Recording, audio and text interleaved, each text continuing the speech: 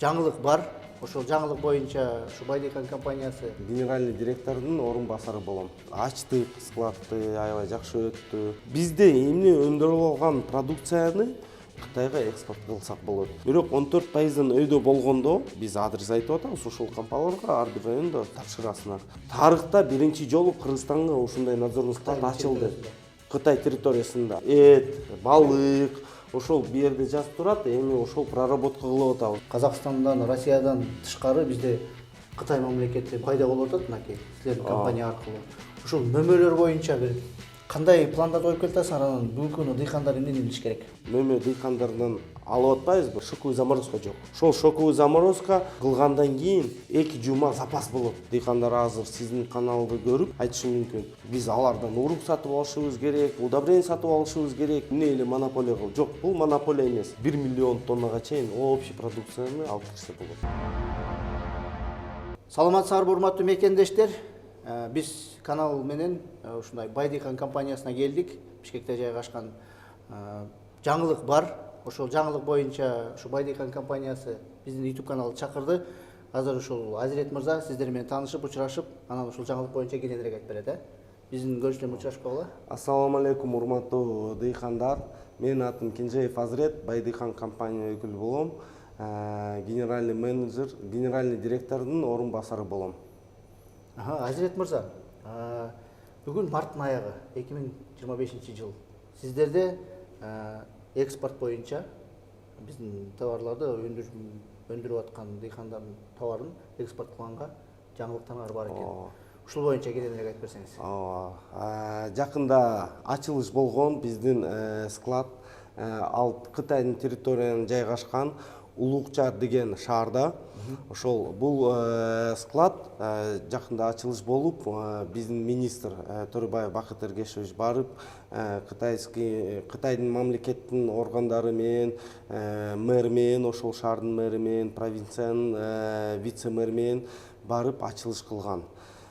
Биз Кыргызстандан ошол делегация АПК деген агропромышленный комплекс ассоциация менен чогуу биздин коллегалар менен барып, где-то Кыргызстандан 40-50 кишидей барды да ачылышына. Ачтык складты, аябай жакшы өттү. Анан ошол склад өзү негизи 13 гектар территория. Ал жерде эки бөлүм бар.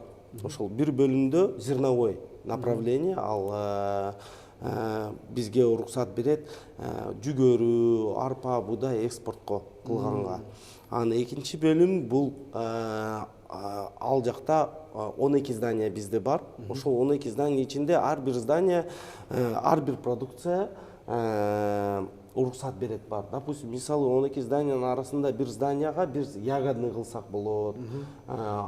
Бул алдыда эми иш кылыш керек, азыр ишти жүргүзүп атабыз. Ошол экинчи здания этке кылсак болот, үчүнчү здания мисалы балыкка кылсак болот, төртүнчү здания фрукталарга кылсак болот. Бизде эмне өндүрүп алган продукцияны, өстүрүп аткан продукцияны дыйкандар ошол продукцияны келечекте Кытайга экспорт кылсак болот. Өзү негизи Китай дүкөнү билсеңиз керек, Кытайдан любой нерсени алып чыкса болот. Бирок Кытайга алып кириш үчүн өтө проблема. Алардын мыйзам боюнча условия өтө оор.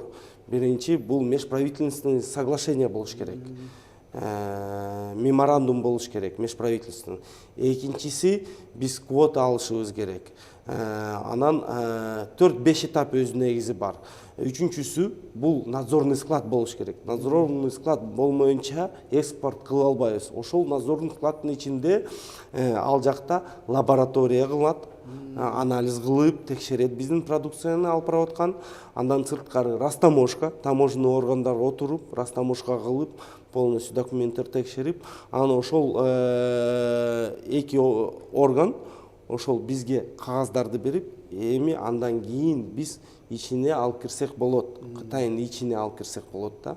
Буга чейин биз алып кирчү элек, буга чейин алып кирчүбүз. Буга чейин андай продукцияны алып кирген жокпуз. Бул деңгээлге биз эми чыгып атабызбы? Эми деңгээлге ошол склад аркылуу эми ошол деңгээлге чыгып атабыз.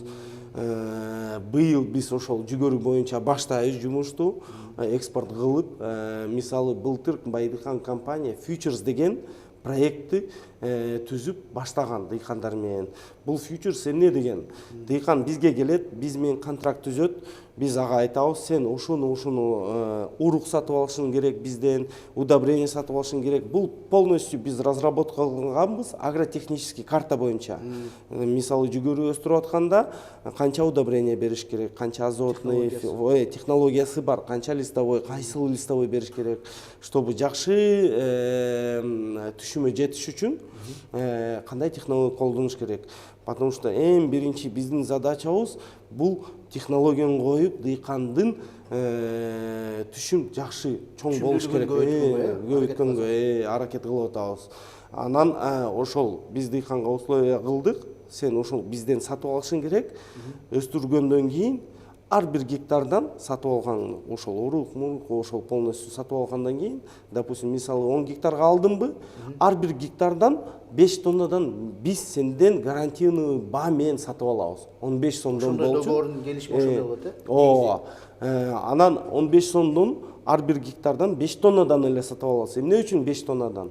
Биз дыйканга гарантия берип атабыз. 5 тонна 15 сомдон бул 75 000 сом. 75 000 сом бул кирише. Ар бир гектарга таза кирише тракторга, сууга, урукка, удобренияга, химияга. Ошол биз сага ошол жакшы баа менен ошол акчаны сени чыгарып беребиз. Бирок сен задачаң жакшы иштеп, жакшы түшүм алып, 10, 12, 15 тонна алып, 5 тонна бизге тапшырсаң жакшы баа менен. Рынокто 15 сомдон ылдый болсо, калганы бул сеники пайда. Тапшыра бересиң.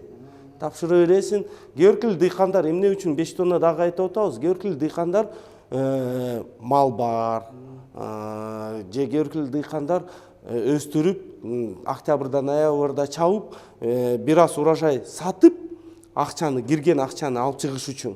Калган жүгөрүн калтырып коет, бааны күтүпчү. Допустим, мисалы, быйыл кандай болду 24-жылы?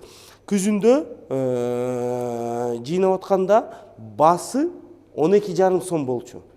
Биз 15 сомдон, биз менен түзгөн дыйкандар контракт, биз 15 сомдон сатып алып жүргөнбүз. 12,5дан ылдый көрүп атасызго, 2,5 сом чоң айырма негизичи. Биз менен түзгөн дыйкан контракттар алар бизге тапшырды. Калган дыйкандар 12,5дан тапшырган. Анан бизге 5 тоннадан тапшырып, калган калтырып койду. Биз басы кымбаттагандан кийин сатабыз. Азыр уже март, басы бүгүнкү күндө 23 сомдон 25 сомго чыгып кетти. 25 сомго чейин чыгып кетти. Дагы өсүшү мүмкүн. Ошол үчүн биз 5 тонна алабыз. Сен дыйкан акчаны, который потратил да, кеткен акчаны эле сага беребиз, кайтарып беребиз. Калган өзүң бил. Кааласаң сатасың, кааласаң калтырасың, кааласаң малга бересиң. Ошондой фьючерсный контракт быйыл дагы ушундай условия түздүк, дагы дыйкандарга бердик. Анан дагы биздики эмнеси жакшы? Биз айтып атабыз дыйкандарга, 5 тоннадан 15 сомдон тапшырасыңар бизге. Рынокто басы 15 сомдон ылдый болсо, бизге тапшыра бересиңер. Рыноктон басы 15 сомдон өйдө болсо, биз дагы баасын көтөрөбүз. Бирок силер бизге жок, силерге тапшырбайм, силерден дагы бирөө баасы жакшы берип атса, болду, башкаларга тапшырсаңар болот. Бизге биз обязывать этпейбиз, бизге только тапшырасың, сен контракт түздүң. Жок, кааласа и даже рынок 15 сомдон ылдый дагы болсо, анан бирок дыйкан ойлоп атат, жакында кымбаттайт, 20га чыгат. Мен эч нерсени сатпайм, сактайм десе, болду, бизге тапшырбай эле койсо болот. Бул биз ага подушканы безопасности айтылат го, подушка безопасности. Ошону берип атабыз да. Да, вдруг сага акча керек болсо, бизге ар бир гектардын 5 тоннадан бизге тапшырсам болот. Кааласаң тапшырбай эле койсоң болот. Келишимдер бузулуп калбайбы анда? Жок, бузулуп калбайт, договордо жазып турат, полностью түшүнүктүү жазып турат. Бул кандай айтсам, дыйкандарга жакшы подушка безопасности айтылат. Ошол вдруг басы ылдый болсо, бизге кааласаң тапшырсаң болот. Кааласаң сактап баасын көтөргөнгө чейин кармасам болот. Баасы өйдө кетсе, 15 сомдон өйдө кетсе, биз дагы баасын көтөрөбүз. Рынокко карапчы, допустим, мисалы 17ден баа чип кетти рынокто массовый. Биз дагы 17ге чыгарабыз баасыны. Бирок эркил дыйкандар, допустим, бирөөгө срочно кукуруза жүгөрү керек болуп калса, 17 жарым бериши мүмкүн. Ошол дыйкандар бизге тапшырбай, нар жака 17 жарымдан тапшырса болот. Эч кандай принуждать этпейбиз да. Аябай жакшы шарт экен. Ооба, шарт экен. Бирок дыйкандарда ошол чөнтөгүндө контракттарда болот да. На всякий случай бай дыйканга в любой момент акча керек болуп калса, тапшырсам болот. Мына ушул 2025-24 бул ушундай Ооба, иштеп, 24-жылы иштеп 2,5 тонна биз дыйкандардан сатып алдык. 15 сомдон. 25-жылы эми биз ойлоп атабыз, бир 20 000 тонна тегеректи биз рыноктон ошол фьючерсный контракт аркылуу чогултуп коебуз. Минимально 20 000 тонна пландар бар. Анан бирок бу жерде тоже условиялар бар. Жүгөрү приемканын правила бар. Мисалы 15 сом биз 14% менен влагасы бар деген влага понятия бар. 14%га чейин бизге тапшырыш керек. ушундай эрежеси сакташ керек. Ооба, ошол эрежеси сакташ керек. 14%га чейин. 14%дан өйдө болсо градациясы бар. Мисалы 16% болсо 14 жарымдан биз алабыз ошол жүгөрүнү, ошол дыйкандан. 18 болсо 13,80ден алабыз. Градациясы договордо жазып турат. 14%га чейин влажность болсо тапшыра берет бизге 15 сомдон. Эч кандай скидкалар кылбайчы. Бирок 14%дан өйдө болсо, анда уже градация менен аркылуу. Влажность экен да. Влажность, анан экинчи сорность. Бирок сорность ал эми азыр заманбап техника болуп атпайбы, допустим, жаны комбайндер алар таза эле чогултуп коет жүгөрүнчү, таза эле. Эми эски комбайн менен же аябай поле засоренный сорняктар менен өсүп жүгөрү, ошондо комбайн менен чабып атканда, конечно, бир аз сорность болот. Ал бирок общий, допустим, 100 тоннадан 1% болушу мүмкүн. 2%га чейин максимум, а так 1% жүгөрүнүн нымдуулугу бар. 14%га чейин ал нымдуулук жакшы сактай берет, жакшы жата берет да, эч бузулбайчы. Бирок 14%дан өйдө болгондо, мисалы 17-18%, ал бир ай жатышы мүмкүн, андан кийин бузулуп баштайт да. Анан бул биринчи, анан экинчи жүгөрү 18% менен алып атканда, биз дыйканданчы, бул жүгөрү жаткандан кийин влажность кетип, нымдуулук кетип, 14%га чейин түшүп, и вестен дагы кетет да. Вестен дагы кетет. Биз ошол 100 тонна мисалы дыйкандан алдык 18% мененчи. Биз влажностьтан 14%га чейин 4% айырма болуп атпайбы? Ошол 4%ды вестен минус кылабыз. 100 тоннадан 4 тонна минус 4%. Минус 4%. 100 тоннадан 4 тонна жок минусовать этебиз дыйкандан, 96 тонна зачетный веске алабыз. Андан сырткары басы дагы төмөн болот. Басы дагы төмөн болот. Эмне үчүн? Мисалы 18% влажность менен алдыкпы, биз аны Кытайга алып бара албайбыз. Алардыкы тоже 14%га чейин эле, бүт дүйнө боюнча 14%га чейин эле стандарт экен. Биз аны кургатышыбыз керек. Кургатып атканда, сушилкага киргизгенде вестен кетет. Анын экинчи акчасы кетет. Сушилка кылыш үчүн акчасы кетет. Ошол эле биз ошол эле система менен дыйкандан ным болсо жүгөрү, анда биз вестен алабыз и акчасынан дагы ылдыйраак кылабыз. Кургак болсо болду, эч кандай проблема жок. Ошол үчүн биз дыйкандарга сунуштап атабыз, ар бир даже Чүй область боюнча ар бир зонада өзүнүн климатический условиясы бар. Тоо жак ал салкыныраак, ылдый жак ал наоборот ысыгыраак жер. Ошол анын жүгөрүнүн сорттору бар. Сортун фау менен эсептелет. Сумма температур деп айтылат. Ар бир сорт температурасы керек, канча күндө бышат ошондо. Допустим, ысыгыраак жерге фау бийигирээк алса болот. 600-650ге чейин Чүй область боюнча. А так 600 керек да.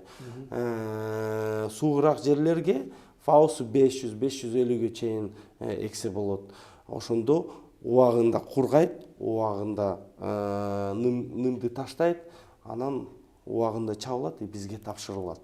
Ошону жакшылап фауну карап, алсын уруктарды ар бир зона ылайыктуу. Мурда өз негизи акыркы 2 жылда аябай өзгөрүлүп атат. Мурда аябай ысык болчу, акыркы 2 жылда эмнеси өзгөрүп калды? Май айында биз апрелде эгебиз да. Апрелде чыгат жүгөрү. Майда аябай активный вегетация башталат аныкы. Ошол айда түнү менен аябай суык болуп атат акыркы 2 жылда. 7 градус түнү менен, майда именно. Түнү менен 7 градус, 5 градус, 2 градуска чейин, 0 градуска чейин түшүп калышы мүмкүн заморозка. 23-жылы заморозка болгон. Дыйкандар аябай күйүп кетти ошол заморозка. Минимально 30-50%га чейин урожайность алып койду. Анан ошол майда акыркы 2 жылдары аябай суук болуп, вегетация узарып калып атат. 120 күндө бышкан жүгөрү 150 күндө бышып баштап атат. Анан ошол 150 күндө биздин условия жетишпей калып атат. Анан ным болуп калат. Аябай ным болуп, ным чабылып, дыйкандар аябай кыйналып, складда сактай албайт ал. Сразу кургатыш керек, сушилкага алып барып. Перерасход. Ошол үчүн азыр акыркы жылдары ошол сунуштап атабыз, эртерээк бышкан жүгөрүн алгыла. Мурдакындай, мурда 600-650 и өйдөнкү зона экчү, ылдыйкы зона, ортончу зона экчү. Азыр уже бир аз 500дөн 600ге чейин эгиш керек биздин Чүй область боюнча. Ошол бул сунуштар. Сунуштар. Көп жылдан бери тажрыйбалуу жүгөрү жагынан көп жагынан билет экенсиңер. Эми эң башкысы бул влажностьтун сактап келиш керек. Жакшы кургатылган болсун. Анан мусорун азыраак кылтайсың. Биз складка, ошо склад боюнча сөзүбүздү улантпайлы. Складтан дагы кандай эрежелерди сакташыбыз керек? Андан тышкары мындан башка культуралар.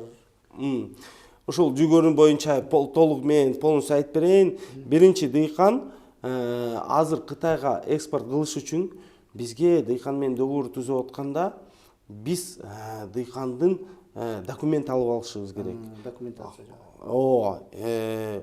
Справка айыл өкмөттөн о наличии земли. Бул биринчи, экинчи ИП же КХ болуш керек. Эмне үчүн биз Кытайларга биздин мамлекеттерге көрсөтүшүбүз керек, что биз аны Россиядан алып келген жокпуз, же башка бир жерден алып келген жок. Биздин дыйкандарды сатып алдык да.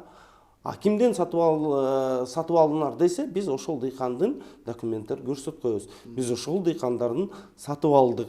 Ошол жүгөрү бизде Кыргызстанда өндүрүлгөн жүгөрү, өстүрүлгөн жүгөрү. Биз ошол дыйкандарын сатып алып, азыр эми экспорт кылабыз. Ошол обязательно бул биринчи. Же кооператив, же КХ, крестьянское хозяйство, же ИП, назначение крестьянское хозяйство. Бул берки обезличенный бар и уже физлицо же юрлицо болуш керек. Биз ошол юрлицодон алып алыш керек. Эми биздин Кыргызстан дыйкандар азыр коркуп атат, ИП ачып, налоговый регистрация кылып туда-сюда. Бирок биздин мыйзам боюнча фермер полностью освобожден от налогов. Ошондой бар азыр, Полностью освобожден от налогов. Жөн эле көрсөтүш керек. Мен өстүрүп атам, ушунча өстүрдүм, ушунча өткөздүм, болду. А налог эчким ошол биздин дыйкандан эчким сурабайт. Ошол эле берде боюнча бизге алып келип, биздин кампаларга биз адрес айтып атабыз, ошол кампаларга ар бир райондо тапшырасыңар. Биздин кампаларга тапшырып, биз берде чогултуп, Кытайдан комиссия келет, биздин жүгөрүнү текшерет, карап, анан уже бизге справка берет. алып киргенге уруксат берет, алып киргенге бул жерде жүктөп, фураларга жүктөп, анан уже алып барабыз Кытайга. Кытайга келгенде ал жакта уже биздин надзорный складка келет. Ошол жерде уже дальше текшерет. Текшерет, ал жакта 3-4 түрү анализдер бар. Ошону текшерип, анан таможенный надзорный органдар карап, текшерип, бүт баары финансовый боюнчачы растаможка кылып, анан биздин складка текшергенден кийин биз уруксат алабыз дальше Кытайга, ички Кытайга алып киргенге. Бул жүгөрү боюнча. А так өзү негизи надзорный склад ал жакта айтып атпаймынбы? Көп нерсени алып барсак болот. Азыр биз проработка кылып атабыз. Бу жерде биздин ошол экспортный кабинет, биздин адистер отурат, проработка кылып атат, документация боюнча, продукция боюнча. Азыр Кыргызстан боюнча Кытай менен өткөндө айтпадым беле, меморандум, протокол деп айтылат. 27 позиция продукциянын протоколу бар уже. Ошолордун 27 позициянын протоколу эми дальше экинчи этап бул квота. Квота. Кытай ар бир мамлекетке ар бир продукция квота берет. Мисалы жүгөрүгө былтыр бизге 200 000 тоннага квота берген. Былтыр 200 000 тоннага биз экспорт кылсак болот. Жүгөрүнү. Андан ашык кыла албайбыз. Биз же биздин аркылуу башка производительдерде, поставщиктер 200 000 тонна. Ошол ар бир продукциянын квотасы бар. Биринчи протокол түзүлөт, меморандум межправительственный, экинчиси бул квота. Үчүнчүсү бул дагы бир нерсе бар, Сайфер деген система. Сайфер бул кытайлык система. Биз компания экспортер ал жакта регистрация өтүшүбүз керек. Регистрация өтүп, ошол Сайферге кирип, Сайфер биз жөн эле общий продукция менен кирбейбиз. Азыр бүгүнкү күндө биз кукуруза менен Сайферге кирип, регистрация кылып, ошол жакта биз Сайфер системада барбыз. Ошол алар только уруксат берет ошол компанияларга ким Сайферде регистрация өткөн. Примерно ар бир продукт боюнча, компания боюнча жарым жыл кетет Сайфер регистрация кылыш үчүн. Өтө аябай оор нерсе регистрация кылгангачы. Бирок ошол регистрация кылгандан кийин ошондо биз эми уже физически экспорт кылсак болот. Ар бир культура Протокол, квота, анан Сайфер. Протокол, квота, протокол межгосударственный, квота межгосударственный, Сайфер уже компанияга берилет. Компания бизди текшерет, биз надежный поставщикпизби, эртең жок болуп калбайбызбы, ушундай аларда өтө мыйзам өтө күчтүү. Андан кийин ошондо уже Сайфер алгандан кийин биз ошол складка алып барсак болот. Бир эле культура ошончо убакыт. Бир эле культура ошол убак кетет да. Биз азыр 30 позиция боюнча Сайфер бердик. Биздин компания ошол бу жерде жазып турат, балдар иштеп атат. Кайсыл позициялар берилген Сайферлер, кайсыл эми алда, анан мисалы бул не только Кыргызстандан экспорт кылсак болот. Кыргызстан аркылуу Өзбекстандан, Казакстандан товарды алып, ал жака алып барсак болот. Международный бул. Международный.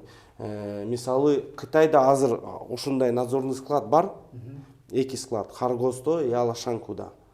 Өзбекстанда андай надзорный склад жок. Тарыхта биринчи жолу Кыргызстанга ушундай надзорный склад ачылды. Кытай территориясында. Кыргызстанда биринчи жолу тарыхта ушул ачылды. 30 жылдан бери иштеп. Ушул жанагы 13 гектар склад деп атпайсыңарбы? Ооба. 13 гектар ушул бүт баарын батырала ушунун баарын. Ошол жанында дагы расширение, биз жөн эле бир складты салган жокпуз. Азыр бир склад, бирок жерди биз андан чоң алдык. Эсимде жок, бирок 20 гектардан ашык жер. Ошол жерде жакында жаны ар бир продукция боюнча салынат складдар. С возможностью расширения да ал жактачы. Бирок азыр ушуну коюлуп калганы, бүгүнкү күнү коюлганы бул мынакей жүгөрүгө даяр. Даяр. Быйыл баштайбыз, өткөзүп баштайбыз. Андан кийин уже мөмө жемиштер, фрукталар, эт, балык, ошол бу жерде жазып турат, эми ошол проработка кылып атабыз. Биздин команда проработка кылып атат. Бул ниеттебиз 26-жылы жүргүзгөнгө экспорт кылганга. Эми минимально 20 позициядан өйдө экспорт кылганга. Биздин каналда AgroLife KG YouTube каналыбызда көбүнчө мөмө боюнча болуп калганда, азыр ошо мөмө өстүргөндөргө аябай кызык да бул нерсе. Бул жана зыбыттын маселесинин бир маселеси болуп атпайбы экспорт. Андан тышкары мына Казакстандан, Россиядан тышкары бизде Кытай мамлекети пайда болуп атат мынакей силердин компания аркылуу. Ошол мөмөлөр боюнча бир кандай пландарды коюп келатасыңар, анан бүгүнкү күнү дыйкандар эмнени билиш керек? Бүгүнкү мөмө боюнча айтып берейин. Өзү негизи Кытай боюнча ал жакта правилалар бар мөмө боюнча. Мен билген боюнча ошол биринчи правило бул биз мөмө дыйкандарынан алып атпайбызбы, приемка ачыпчы. Бирок биз буну экспорт Кытайга кыла албайбыз. Эмне үчүн? Бизде шоковый заморозка жок. Шоковый заморозка жок, бар, бирок алар башка рынокко иштеп атат. Азыр Кытайга эмес, азыр Кытайга иштеш үчүн шоковый заморозка болуш керек. Алардын правила боюнча минимально 2 жума фрукталар, мөмө жемиштер шоковый заморозка болуш керек. Ал жакта эми полядан чогултуп атканда ичинде курт болушу мүмкүн, оорулар болушу мүмкүн, ар кандай. Ошол шоковый заморозка кылгандан кийин 2 жуманын ичинде бүт баары өлүп калат.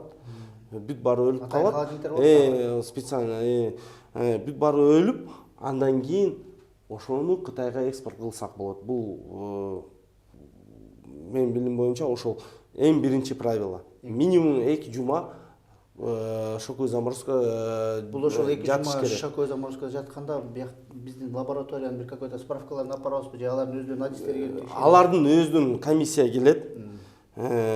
Биз салып аткан күнү келет, биз заявка беребиз, алар келет, текшерет, канча градус, кандай иштеп атат, качан приемка болгон, качан кирген, анан даяр болгондон кийин 2 жума же 20 күн жаткандан кийин жатты, ошол продукцияны экспорт кылсаңыз болот, справка берет, андан кийин уже дальше Кытайга экспорт кылсак болот. Ошол ушундай правилалар бар. Анан биз эми азыр ошол проработка кылып атабыз негизи. Анан бул шоковый заморозка эмнеге жакшы? Любой перевозкага жакшы. Азыр, допустим, мисалы бу жерде мөмө жемиштер компаниялар иштеп атат го. Алар дыйкандардан алып алат приемный пунктта. Ал жакта рефрижератор болот, +2, +5 болушу мүмкүн. Ошону 1-2 күн чогутуп бат-баттан машинага салат, рефрижераторга. Анан Казакстан, Россияга жөнөтөт. Ал жакта границада туруп калат, ундан-суда 2 жума кетиши мүмкүн. Потеря бузулат, потеря өтө көп. Мен билген боюнча потеря өтө көп. Ошол деле экспорт кылып аткан компаниялар Клуб Малина бар, Агрокомплекс, дагы башка бирөөлөр бар. Эми алар мен билген боюнча алар потеря өтө көп көрүп атат. Экспорт кылып аракет кылып атат, бирок өтө ошол шоковый заморозка кылгандан кийин 2 жума запас болот. Жолгочу 2 жума запас болот. Жок болгону 10 күн да. Байдыхан компаниясы азыр ошол шоковый заморозкага кандай иштерди кылып атасыз? Өзү негизи биз быйыл салайын деп баштаганбыз. Кыргызстан бирок жетишпей калдык. Башында биздин проект боюнча шоковый заморозка боюнча 3 областта салайын деп атабыз. Быйылкыга жетишпей калдык. Азыр ниеттебиз 26-жылкыга уже бир жер даяр. Чүй областта бир жер даяр. Мен быйыл барып келгенмин Кытайга, ошол заводко, оборудование чыгарып аткан заводко, шоковый заводчу, шоковый заморозка боюнча барып жолугуп, ошол адистерди бул жака алып келип, алар карап койду, бизге смета түзүп, полностью завод канчага туруп калат, кандай болуш керек, эмне болуш керек, проработка кылып. Эми азыр бир аз бизде сезон башталды го, азыр дыйкандарга удобрение жеткизиш керек, урук жетишиш керек. Бул тоже өтө оор нерсе. Удобрение эми 80 000 тонна жеткизиш ар бир районго жеткизип, бул өтө оор нерсе. Ошол жетишпей атабыз бир аз. Биринчи азыр дыйкандарга март, апрель, май ошол керек нерсени жеткизелик. Андан кийин уже менин оюм боюнча жайында баштайбыз. Демек 26-жылы улантабыз ушул проработка. Чүй облустта шоковый заморозка Аракеттебиз, ниеттебиз ошол. Иншалла болот. Иншалла. Иншалла. Бул эми сбыттын маселесин чечет экенсиңер. Дыйкандар кандай эрежелер сакташ керек? Дыйкандар көрдү эле документтерди даярдаш керек. Эң биринчи эреже мөмө жемиш боюнча бул азыр мен карасам ошол сүйлөшсөм дыйкандар эң көркүлүү фирмалар алар технологияны сактабайт. Мөмө жемиште эң биринчи бул технология. Эмне үчүн? Сапат. Мөмө жемиштин сапат. Азот көп берилсе, пат бузулат. Жолдо же приемка көп тура албайт. Жакшы кебетеси жакшы болсо сакталыш. Микроэлементтер бериш керек. Эми технологиясы бар ошол мөмө жемиштерди өстүрүп атканычы, ар бир культура боюнча өстүрүп аткан микроэлементтер бериш керек. Толугу менен, бирок ашпай удобрение бериш керек.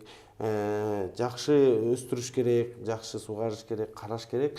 Анан урожай чогултуп атканда ошол жакшы технология сактаган, допустим, мисалы клубника болсо, өстүрүлгөн жакшы технология менен сакталган клубника жакшы жолдо дагы сакталат. Жакшы дагы товарный вид болот, транспортабельный болот.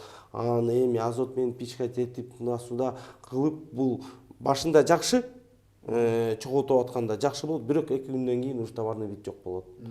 Бат бузулат. Ошону анан агротехнология менен өстүрүш керек. Агротехнология менен өстүрүш керек. Бул биринчи. Экинчи, бизде приемка жок. Азырынча бизде приемка жок. Биз мөмө жемиштер пока эмес иштебей элебиз. Бирок башка компаниялар иштеп атат го. Ошол өз негизи чоң рынокко чыгыш үчүн ошол биз документация, жүгөрүнүкүндөй эле документация түздөп коюшубуз керек. Ошондой эле кылыш керек. Ошол КХ, ИП же анан справка. Дыйкан өзүнүн өстүргөн продукцияны туура отургуш керек. Потому что биз экспорт кылып аткан компания ошол продукцияны туура алып алышыбыз керек. Биз туура документ жок болуп алып алсак, бул продукцияны бизге бир жака алып чыкканы оор. А бирок бизде колубузда, допустим, 20 дыйкандан продукцияны алып алдыкпы, бизде ошол 20 дыйкандын документтер бар болсо бизде колубузда, биз любой башка мамлекетке, биздин мамлекетке көрсөтүп айта алабыз. Биздин продукция, биздин дыйкандар өстүрдү, ошол 20 киши. Вот документтер, алар дыйкан, жер иштетет. Ошол бизге айтылат го по белому. Бар продукция по белому алынган, и башка мамлекет дагы бизге эч нерсе айта албайт ошол боюнча. И биздин мамлекетте тоже эми туура иштеш керек. Ошол бизге аябай бул чоң жаңылык экен да. Дыйкандарга эң башкысы Кытайга экспорт, өзүбүздүн өндүргөн товарларыбызды экспорт кыла турган мүмкүнчүлүк бар болуп атат. Бирок ошо дыйкандар ошол эрежелерди сакташ керек. Кичине ал нерселер менен орусча айтканда пренебрегать этип жүрсөк, Кытайдан ал нерселер күчтүү, туурабы? Лабораториялар бар, лаборатория стандарттар бар, ошонун бүт баарына жооп бериш үчүн биз, соответственно, баалары чоң болуш үчүн ошон үчүн өз аракет кылышыбыз керек, Анан үчүнчү дагы нерсе бар, бул рыночная экономия. Мисалы биздин жүгөрү же клубникабы дүйнө боюнча рыночный баа болот. Мисалы кукуруза бул биржевой товар. Биржа бааны коет. Дүйнөлүк биржа бааны коет негизичи. Ошол ошол баага карап ишти алып барыш керек.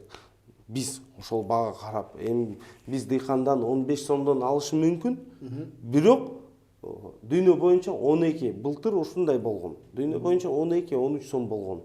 Анан биз эмне үчүн бул дыйкандар азыр сиздин каналды көрүп, биздин передачаны көрүп айтышы мүмкүн.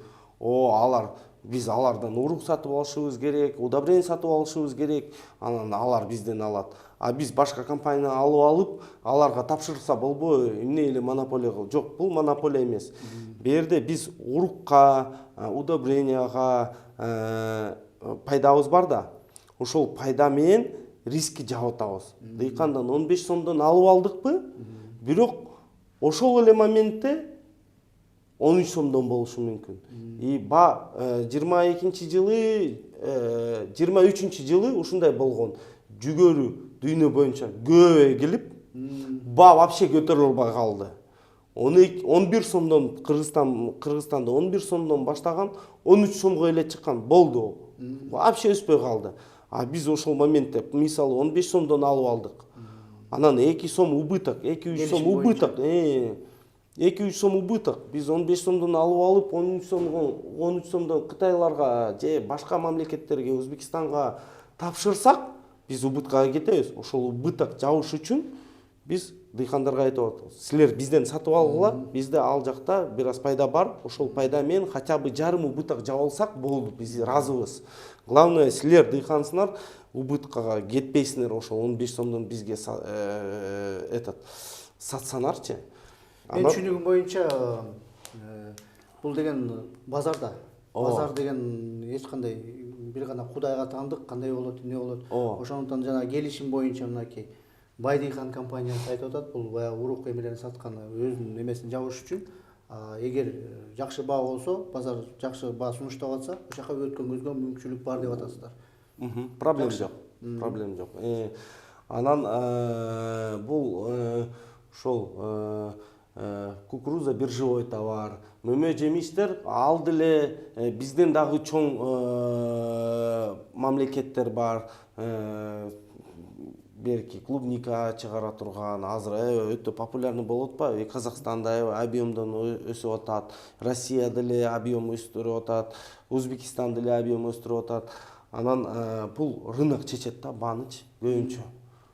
Көбүнчө рынок чечет. Эми минимальный порог айтылат, минимальный порог цены бар. Негизи любой продукциядачы. Андан ылдый түшпөйт.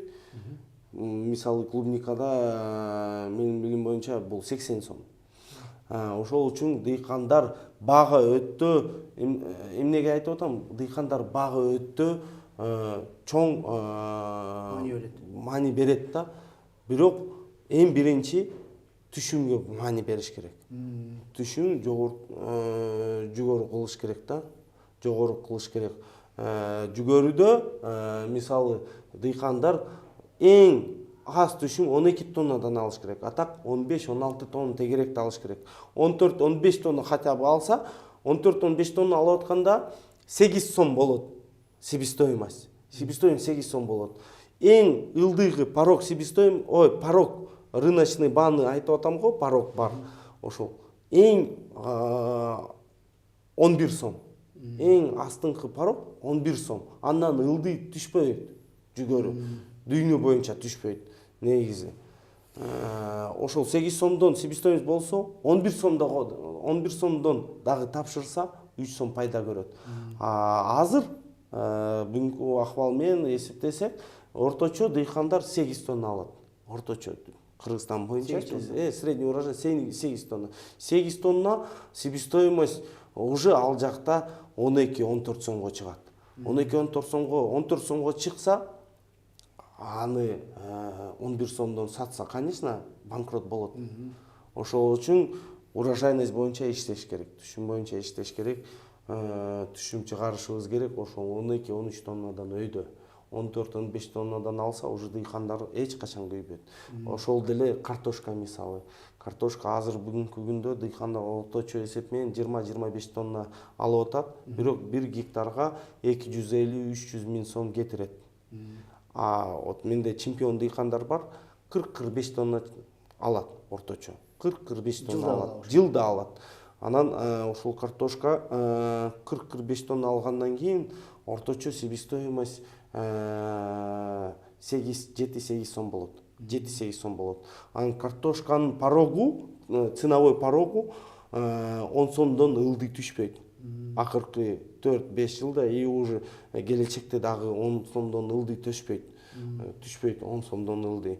10 сомдон ылдый түшпөсө, 12 кээ жылдары быйыл допустим 23-24 сомдон башталган картошкачы. Быйыл жакшы болду. анан ошол чемпион дыйкандардын себестоомасы 7-8 сом болсо, любой рынок жаман болсо дагы пайдасы табат. А 20-25 тонна алган дыйкандар, алар рынок ылдый болсо, алар банкрот. Рынок көйдө болсо, эми пайдасы табат, бирок көп эмес. Акыркы жыйынтык чыгаралы, азыр ушу склад боюнча мынакей 13 гектар Кытайдын территориясында склад иштеп атат. Канча объемдун тегерегинде жүгөрү? Өзү негизи ошол склад расчет боюнча, биздин расчет боюнча общий продукция полностью 100% иштетсек складты 1 миллион тоннага чейин общий продукцияны алып кирсе болот. Бир жылда. Анан бул биз ниеттебиз. Эми бул уже Кытай мамлекет канча квота бизге берет. Квота 1,5 миллион тоннага берсе, значит 1,5 миллион тонна алып барабыз. Квота басы келсечи, Квота 200 тонна, мисалы квота айтып атпайм, жүгөрүм боюнча 200 тонна берди квота. Быйылкыга эми 200 тонна алып барсак, ошол андан ашык алып бара албайбыз. Ал квота 1,5 миллион берсе, анда ошол аракет кылабыз 1,5 миллионго чыгарганга. Бирок бул чын айтканда үчүнчү маселе. Биринчи маселе, мисалы Кыргызстанда 100 000 гектар жүгөрү айдалат. 100 000 гектар биз орточо эсеп менен 700-800 000 тонна жылына сбор кылабыз. Даны мененчи. Орточо. Анан 300 000 тонна тегерек да биздин внутренний рынокко калат. 300-350 000 тонна тегеректе. Ар бир жылда өсүп атат ошол потребление. Птицефабрикалар ачылып атат, мал көбөйүп атат. Анан 1-2 жылдан кийин 1,5 миллион тонна болушу мүмкүн внутренний потребность. Калган экспорт кылып атабыз. Экспорт кайсыл мамлекеттерге кылып атабыз? Бүгүнкү күндө Узбекистан, азыр эми Тажикстан граница ачылды. Өзү мурда Тажикстанда экспорт кылчу, акыркы 2-3 жыл экспорт болбой калып, эми кайра ачылды. Эми жакшы болду. Азыр Тажикстанга кетиши мүмкүн, Өзбекстанга кетиши мүмкүн. Эми дагы ошол надзорный склад аркылуу Кытайга кетиши мүмкүн. 3 мамлекетке ачылып атат. Анан 700-800 000 тонна менен биз Кытайга 200 000 тонна алып чыгыш өтө кыйын болот. Бирок Кытайда баасы жакшы болсо, биздин дыйкандарга баасы ылайыктуу болсо, анда ошол жака алып барабыз. Допустим, Кытайдын баасы бийигирээк болсо, Узбекстандын, Тажикстандын баасы мененчи салышканда, анда Кытайга, конечно, зачем арзаныраак Тажикстанга алып барып, Кытайга эле алып барыш керек. Аны карайт экенсиңер да? Карайбыз да, эми бул рынокто. Мощность 1 миллион тоннага чейин. 1 миллион тоннага чейин эгер ушундай амбициялар чоң экен. Мына урматтуу дыйкандар, урматтуу мекендештер, ушундай Байдыйкан компаниясы көп жылдан бери дыйкандарды колдоо борбору эсептелинет. Мына быйыл ушундай жаңылыгы менен бөлүшүп атат. Аябай жакшы жаңылык. Бул анткени деген биздин өндүргөн, өстүргөн продукцияны өзүбүз жакшы баада экспортко өткөзө алабыз. Мына ушул маселенин үстүндө бизде аябай жакшы компания бар, Байдыйкан. Ошол иштеп келатат. Биздин көрүүчүлөр менен коштошуп жыйынтык чарпалы. Айс мырза, сизге чоң рахмат. Урматтуу дыйкандар, сизге дагы чоң рахмат. Бизди көрүп, аягына чейин угуп, ошол биздин ниетибиз аябай жакшы, ошол аракетибиз дагы деле жакшы. Жакында биринчи партия Кытайга жөнөтүп аткан партияны кетсе, биз сизге сөзсүз маалымат беребиз. Айс мырза, сизге дагы сөзсүз, может, сиз ошол моментте убакыт табып келип биздин кампага жөнөтүп атканда маалыматты берип, ошол эми бизде чоң иш алдыда. Эми баштап атабыз ошол экспорт боюнча, аябай чоң иш алдыда. Сизге кырманга береке, түшүмдөр мол болсун. Сизге чоң рахмат. Эмки чыгарылыштардан көрүшкөнгө чейин. Görüşkөнгө чейин. Мейлиңиздер.